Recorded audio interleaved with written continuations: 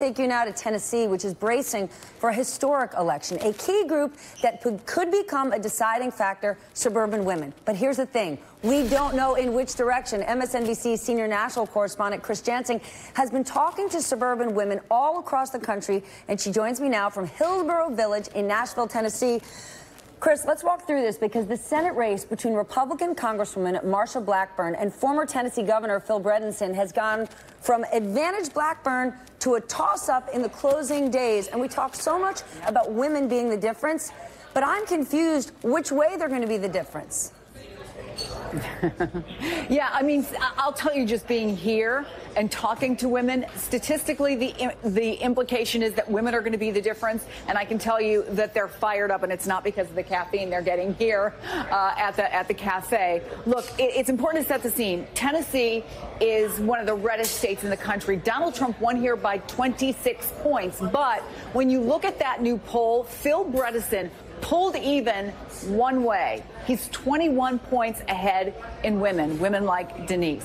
Thanks very much for being here. You're pretty much a lifelong Republican. I am You indeed. Told me you've already voted a straight Democratic ticket. Absolutely. Why? Because I'm so disheartened with the Republican Party as it exists today. I don't feel like they're representing the interests that I want to be represented. I don't feel like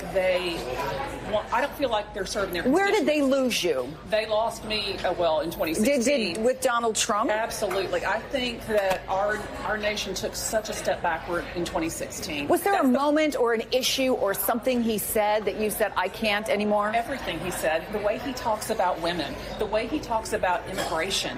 I mean, nation that should be respecting and upholding and helping others and raising the bar, and I think the bar has lowered for the Republican Party so much in the last 3 years. It's so disheartening. Our anchor Stephanie Ruhle asked the key question, though, and that question is, while we see a number of women like you, as I've been traveling the country, saying to me what you're saying, as you talk to women in your neighborhood, as you talk to people at work, is your sense that there is a change here, or it's something incremental that maybe will have an effect in future elections? I'm really not sure. I have been encouraged by the early voter turnout. I think if there's anything good that he could do for this country, and I haven't seen it yet, it might be that he's galvanized people.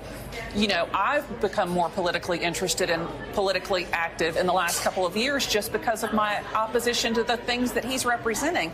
And I voted for Bob Corker, for example. Yeah. But I'm so disappointed in I don't feel he's representing my interests.